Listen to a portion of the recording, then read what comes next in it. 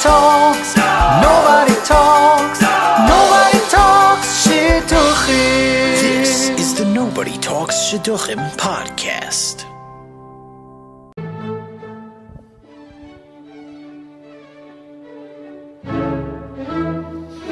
From wedding rings to many things in one generation. From shetels to matels in one generation. From black hats to Eitan cats in one generation. From Rabbi Shir to non-kosher beer, one generation.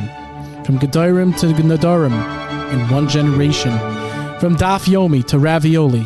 From Tznius to Suas. From Tefillin to Killin. From feminism to progressivism. From Kolel to the Kotel. From Beis Yaakov to basement. From Yeshiva to Shiva. From seminary to secretary in one generation. From first date to fat steak in one generation. From engagement to enslavement in one generation. From kinderlach to nadelach in one generation. From soon by you to screw by you. Her tichel to don richel. From gartel to farfel. Open-minded to she's a findin'. Milchigs to fleischigs in one generation. Hatzelamacher to shetelmacher. From rabbis to sandflies. From religion to pigeons in one generation. This is the Nobody Talks Shidduchim podcast. Avery and IJ. Shidduch Rap. Right here on 95.5 NTS AM.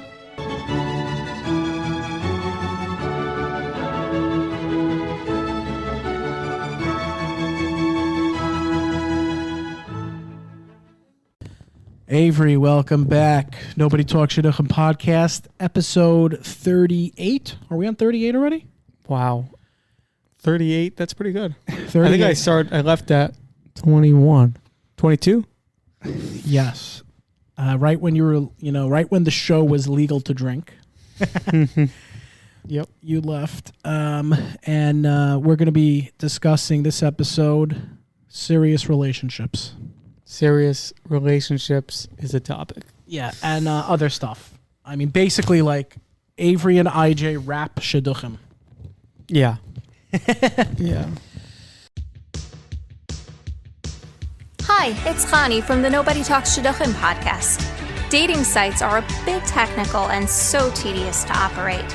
Now there's an all-new way to get access to Shidduch resumes and meet that special somebody. The Shidduchim group on WhatsApp by Shotgun Shiffy has hundreds of guys and girls' resumes posted to it. Resumes are posted, and you can contact whoever posted that resume if you're interested in going out with that person. The group has dozens of matches made every week. To join the group, WhatsApp 443-333-7363 to join the Shidduchim WhatsApp group by Shotgun Shiffy. So have you ever been in a serious relationship before? What's it like to be in the serious relationship? Conversations you should have, you have to have. How do people do it? Who's supposed to bring up these conversations? Who? Which one? Is it the guy? Is it the girl? It's always the guy, right? Is it All the bad is the guy. Is it the shotgun? All the bad is the guy, all the good is the girl, right? That's how they see it. It depends. It depends. If it doesn't work out, it's the guy's fault. I could tell you that. How many serious relationships you think you've been in? Whoa. I know that wasn't supposed to happen. How many serious relationships have I been in? I think they're all serious to an extent. Ooh, you have like to treat them all seriously. Every single girl I went out with, I think I treated seriously.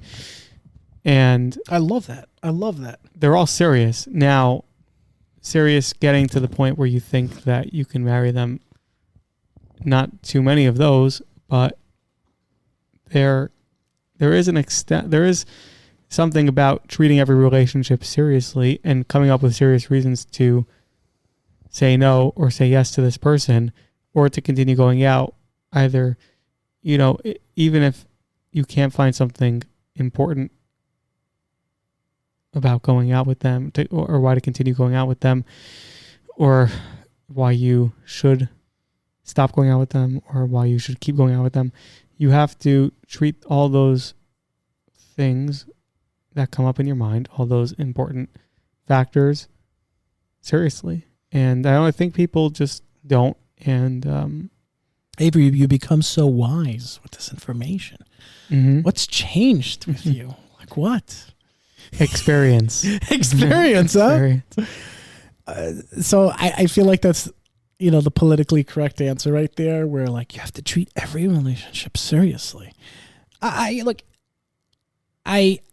actually, not honestly, I feel like I do, but sometimes you don't. Sometimes you just got to play the game because you're not into that person. What do you mean you don't treat them seriously? Like, what do you...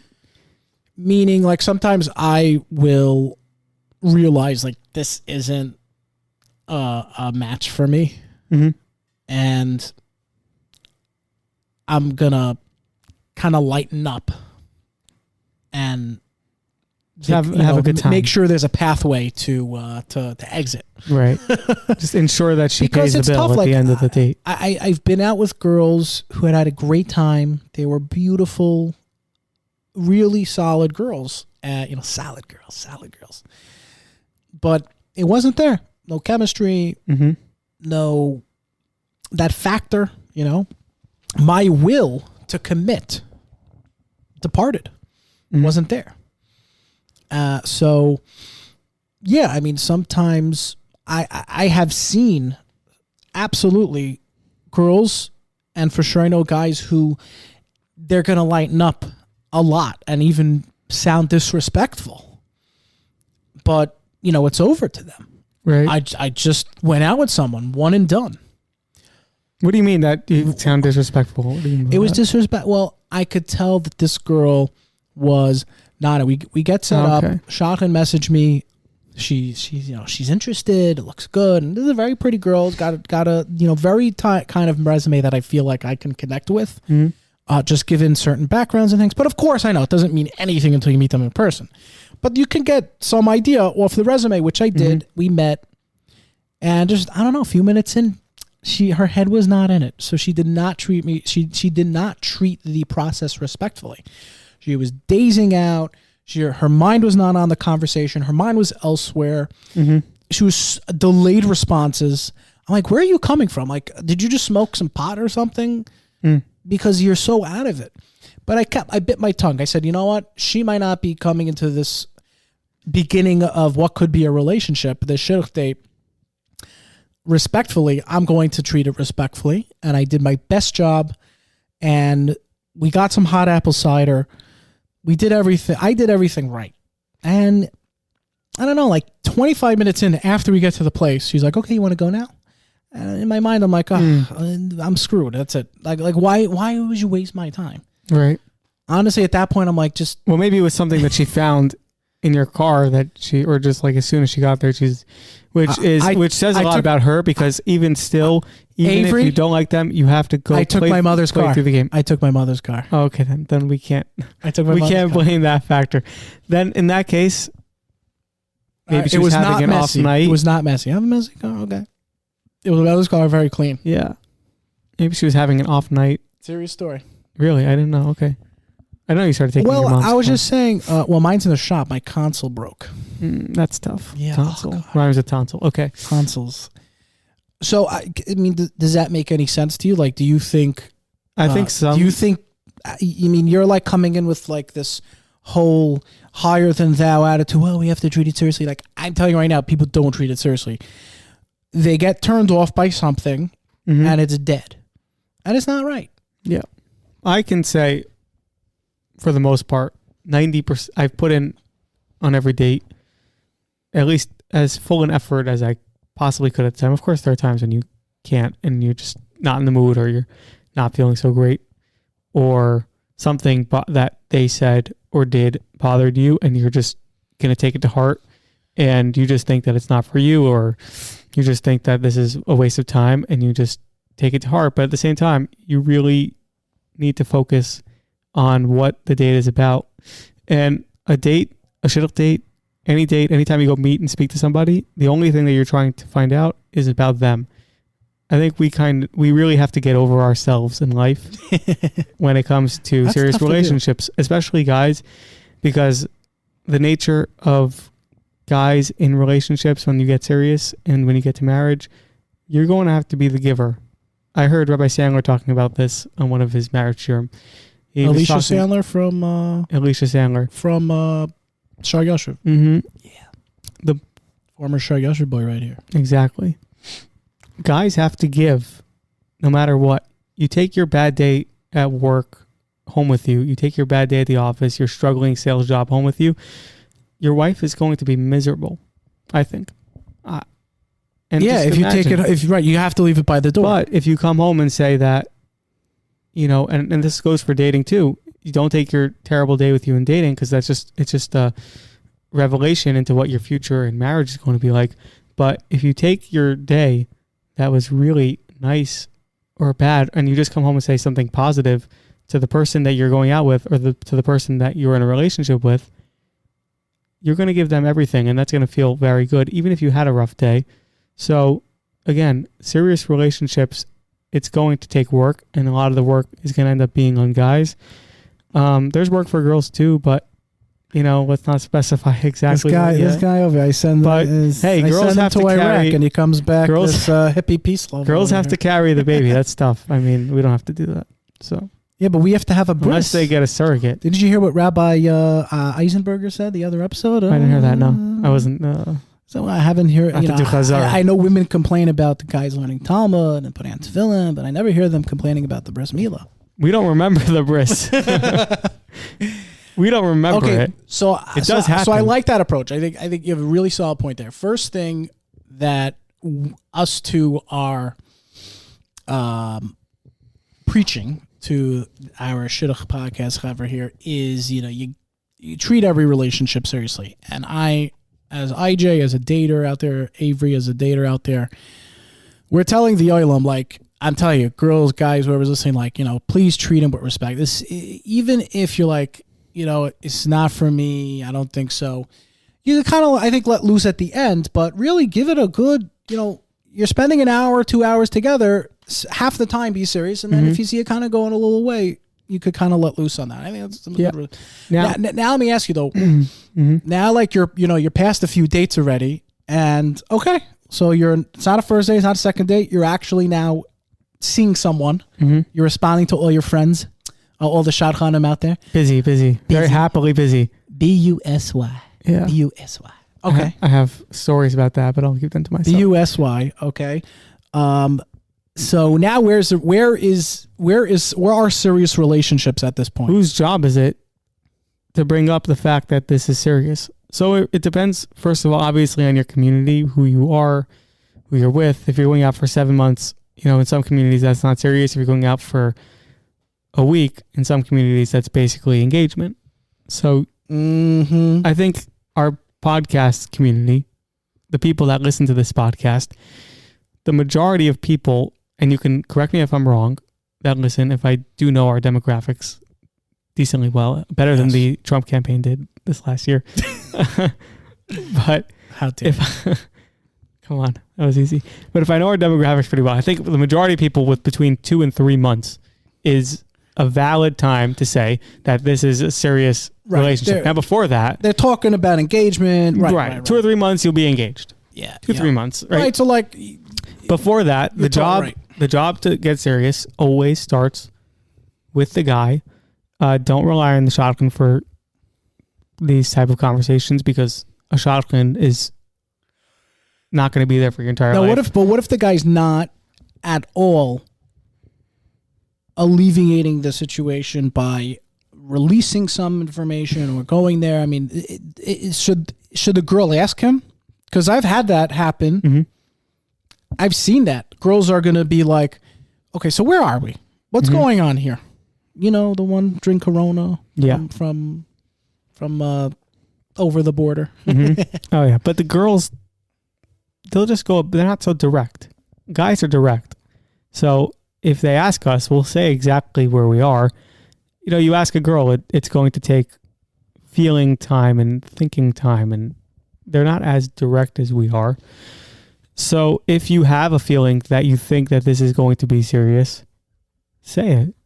What do you have to lose? You only have to gain. You only have. But I mean, what's the earliest? What's the earliest you can say that? It depends on how early you feel it.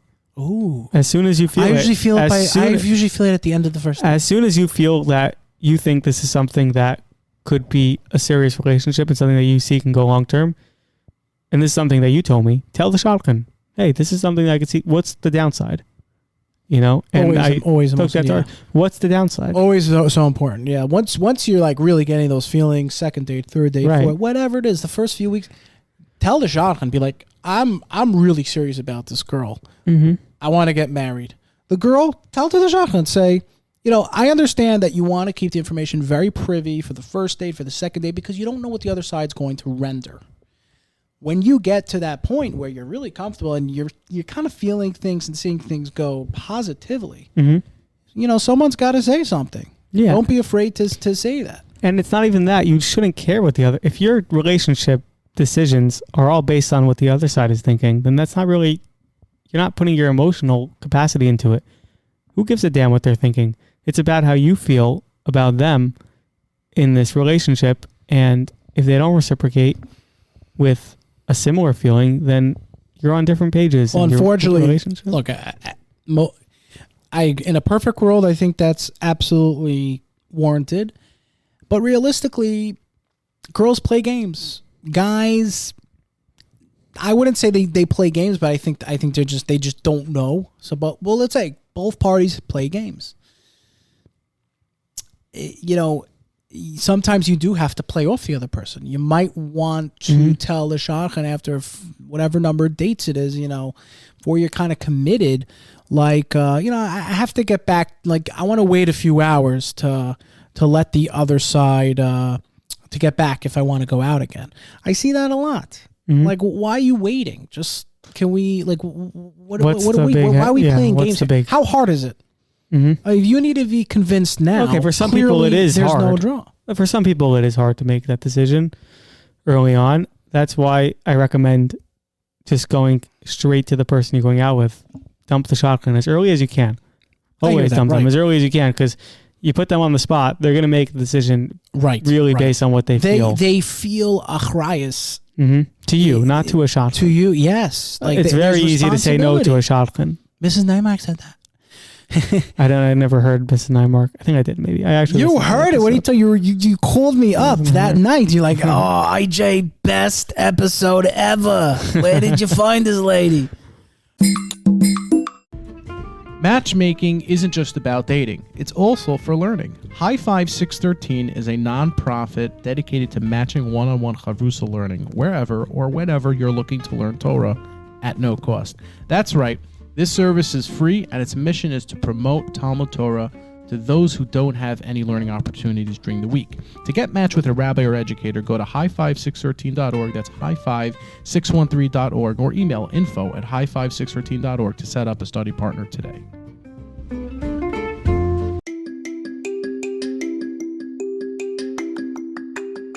Hey guys, this is Yonah from the Nobody Talks Shidduchim podcast. I want to take a moment to tell you about I Like Ike Marketing. I Like Ike Marketing serves all marketing and communication needs, including web design, branding, graphics, Facebook and Instagram ad campaigns, logos, social media, and more. To get the full deets and explore their services, go to likeike.net or call 516-399-1000.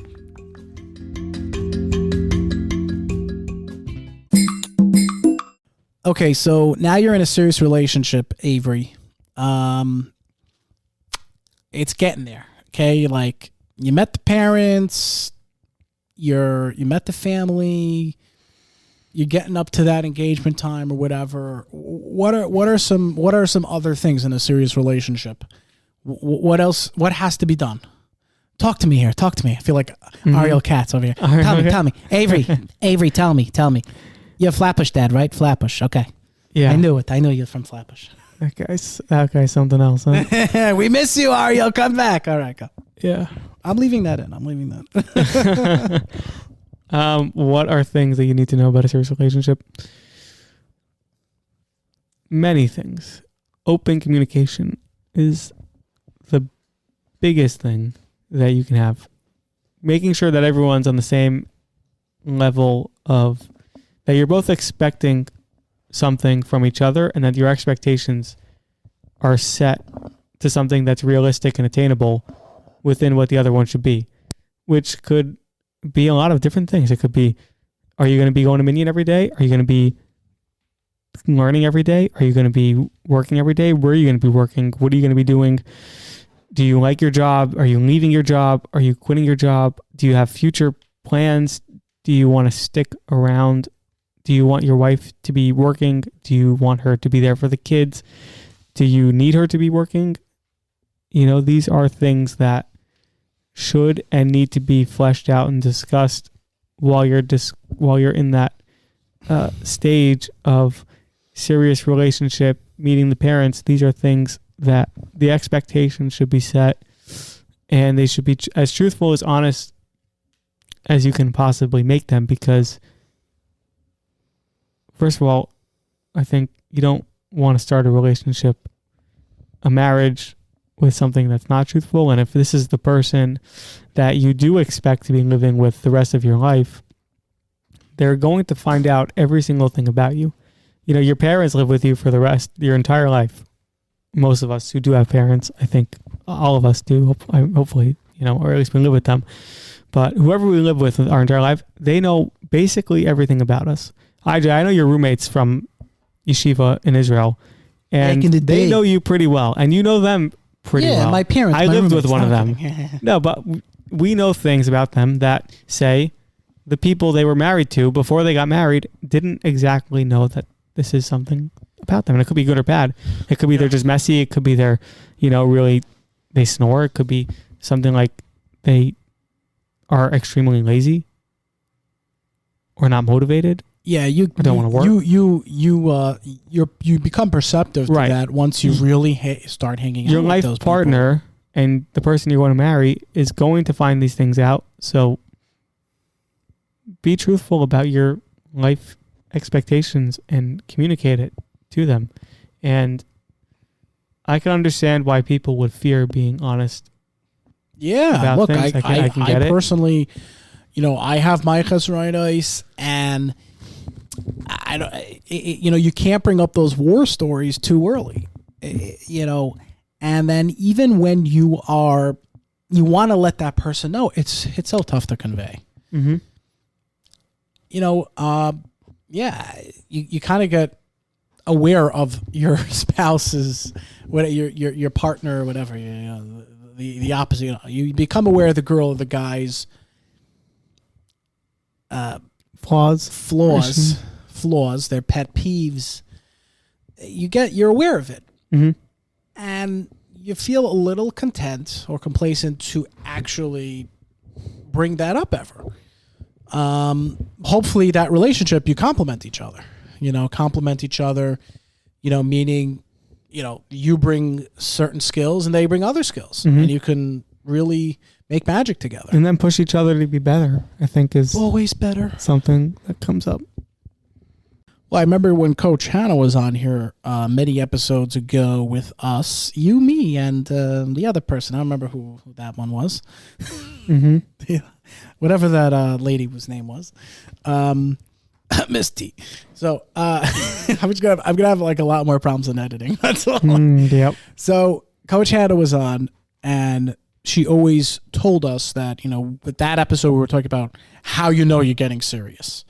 Right now, and I think she was like, the best tell was, you know, incorporate the person in future plans. That is like the ubiquitous answer right there. Like, it's so perfect to just incorporate people in future plans and never say it early. Because one time I said it facetiously, just as a joke to the girl, and I saw in her eyes, she got scared. Like, this girl was insane. Like, what? I'm telling you, you really have to watch everything you say. Letting everyone know out there, you can't even joke around with it. But once you're hearing the other side, you know, and then we want to incorporate this person in future plans. So you know at that point, like, okay, hey, this person, like, this is getting serious. So now you are serious. You're having those conversations. A lot of people would say that it might be better to talk about certain things during engagement time. Do you concur? Like what things? Well, serious things. Such as things that are serious when you're before you're married. Yeah, I'll say to that I think I do agree with Coach Hannah's assessment that getting serious, you should incorporate someone else in your future plans. That's a big sign. That was very hard for me, actually, that part of incorporating or talking about someone else in my plans.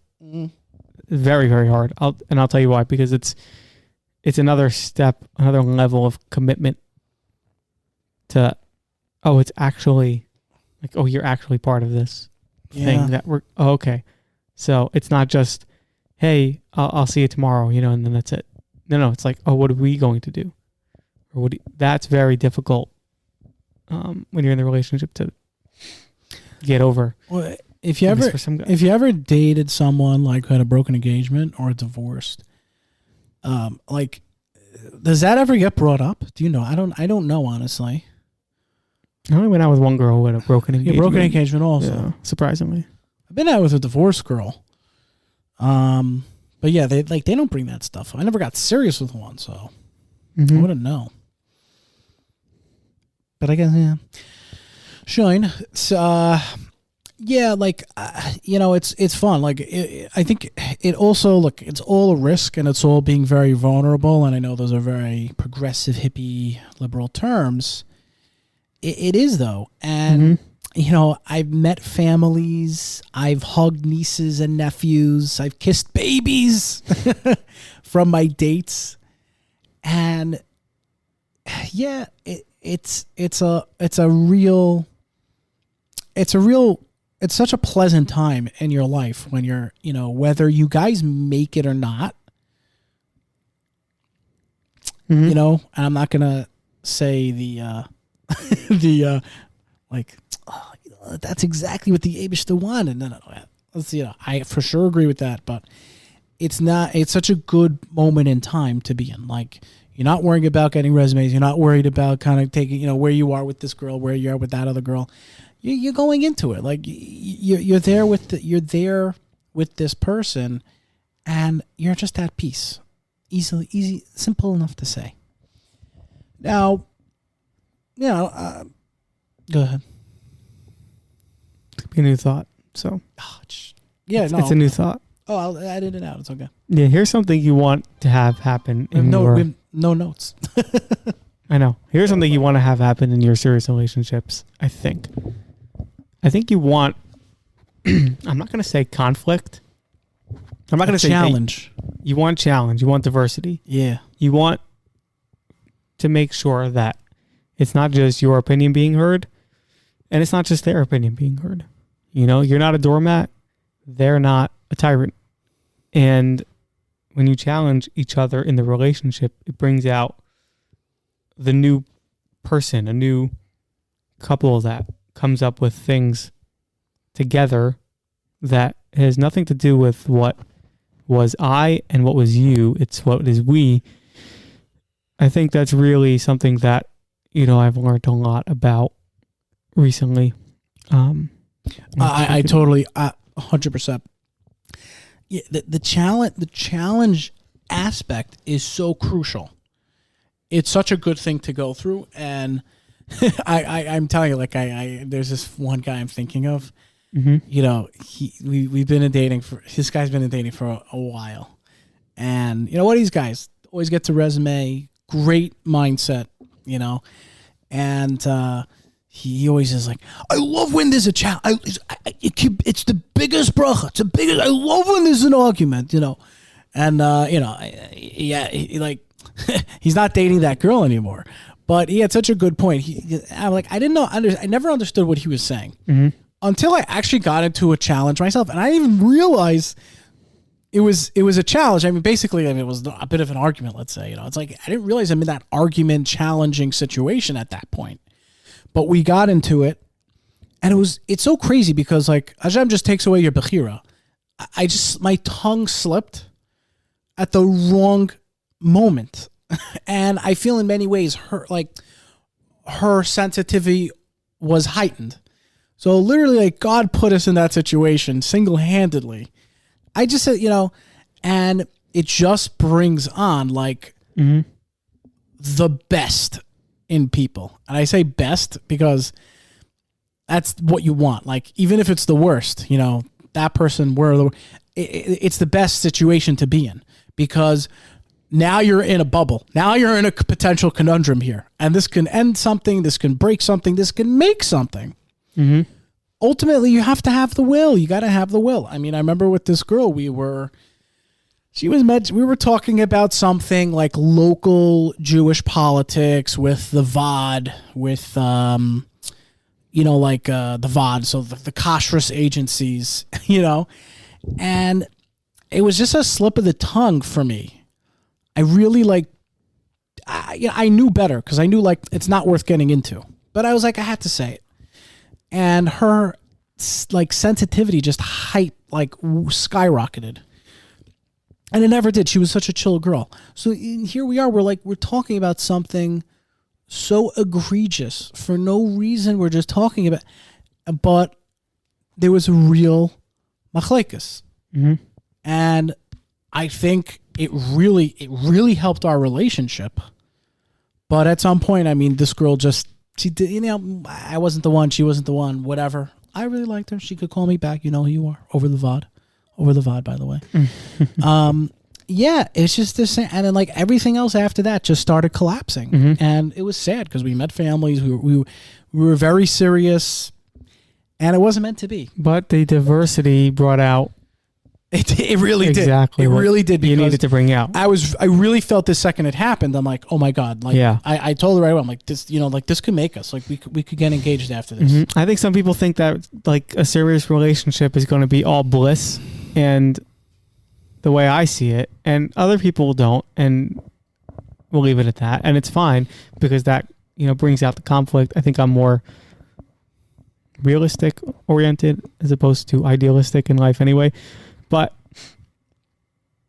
the challenge is that relationship is, in the way I view it, is marriage, relationship, life, work. It's 80% suffering. Literally 80% awful. You're unbelievable. 80% terrible. I might just agree at this point. I'm just like, and I'm on a shidduch dry. Yeah, spell, no, it's 80. It's terrible. It's going to be hard and difficult and arduous and challenging in every which way that you can possibly conceive of. And that's the way I view it. I mean, you can't say that it's going to be just a blissful, you know, walk in the park with unicorns. Are there let me ask something. Are there moments in a serious relationship that it should be and I do think there is, Avery, and you'll give your follow-up. You know, as we were talking in the prep, I was telling you, like when I had to meet this girl's parents, and not like a sit-down meal, like engagement talk. We're talking like I was going in after Shabbos, early Shabbos day, where I was like meeting them. We're going to sit down a little bit and talk. I was nervous for like the second she mentioned it. I was like, oh my God. You know, I had to get a haircut. I had to buy a new Shabbos shirt. To get my, work on my schwitz stains, like everything here. Okay. Finally, I meet them. And after, you know, I get the text from her, like, you did great. They love you. Like after the whole, I was like in La La Land. I was like, oh, okay. I had a few days. I had like, I don't know, 4 or 5 days. I was in La La Land. I was like, oh, perfect. Like, you know, there's just that vacation, newlywed kind of feeling that you're like, oh, this is great. So I think there are those scenarios. There will be moments. Yeah, of course there's going to be moments. But that shouldn't be, you know, your life isn't vacations and holidays and, you know, all bliss. The vacations happen once or twice a year. We know Joe Biden's is. Yeah. But that only happens once or twice a year, right? You know, it's your birthday party and you're having a great time. But, you know, every day you're going to work and you're even keel and you're up and down and, you know, you have your daily difficulties and struggles and you just bring that into your relationship and you're going to be living with each other every day. You're going to get used to each other. And if you think it's going to be all bliss, you're sadly mistaken. If you think it's going to be all awful, you're also mistaken. What do you mean, boy, that, sir? It's going to be a mix. Oh, that's it. You know, it's going to be a mix. And if you're in a relationship where you think it's completely bad and you're fighting, arguing all the time, then you should probably see someone. And if you think if everything's too great and happy and there's not an issue in the world, you should also see someone. I strongly encourage couples therapy at a certain point. Mm-hmm. I have done it. I've seen people do it. So many people. Everyone on the podcast is like, oh yeah, we know. But by couples therapy, I don't literally mean like actually going to a therapist, but even like discussing. Remember when I was with a girl and like her older sister was like a mother, very close. I got along with her, and we just all met up one day and we were able to hash things out. It was really, really helpful. Mm-hmm. If you want to actually see a therapist, I'm sure it's helpful. I had a great time with that. I feel like it could be very helpful actually, that setting. But I mean, yeah, realistically, I think most people do know that, and that's probably why these girls out there, their guard is so high up, because they know like they're working and they're in the world, and it's like, wow, oh my god, like I gotta find some hotshot guy who can handle all this stuff. Mm-hmm. And a guy doesn't think about this until he's at a certain age, and then at the certain age he's like, oh, I'll do it with anyone, and it's better than being single. That's where we are now. Mm-hmm.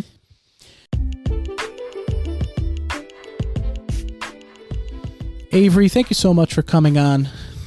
Avery, you've been gone for so long. You meant this Avery, okay? Yes. Can you tell the audience, like tell them I'm doing a good job.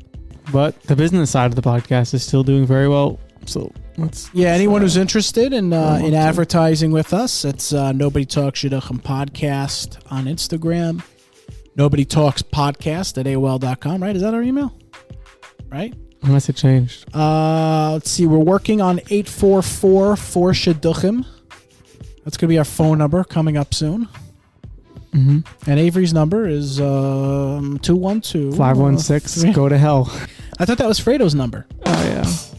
But we're just two idiots talking, and if you can relate to this, and if you get some momentary joy from not thinking about how down and depressing shidduch dating is, or life in general is, then I guess we did a decent job. And that was really my goal from the beginning, where we set out, is to give you guys, like, or at least myself, a temporary outlet where we can just flesh out, discuss some hot button topics that we think weren't being discussed. Thank you for the cheers. That we didn't think were being discussed, or wanted to just put more attention onto in a fun, light, and humorous matter that you can't get on the New York Times dating column, or you can't get on The Bachelor, or Yeshiva World, or the Lakewood Scoop, or your Rebbe Shear, yes, or your parents, or your best friend, or your cousin. And to leave off, Avery, this song is for you. Avery, guys, former Yeshiva Boys Choir, Bucker, choirette. I was just in it for the pictures because they thought I former looked cute. captain of the Yeshiva Boys Choir baseball team. Amar Rabbi Akiva Teklau Gadol Batayra. And now you wonder why IJ was not accepted to the Miami Yeshiva Boys Choir. I was not. Yeah. Well, Amar, it's been real on my end. I'll take this as my cue, my Hollywood music, my Oscars. And finally won my Oscar. Nobody Talks Shidduchim podcast, episode 34, 38. Happy face, smiley face. This is Nobody Talks Shidduchim podcast.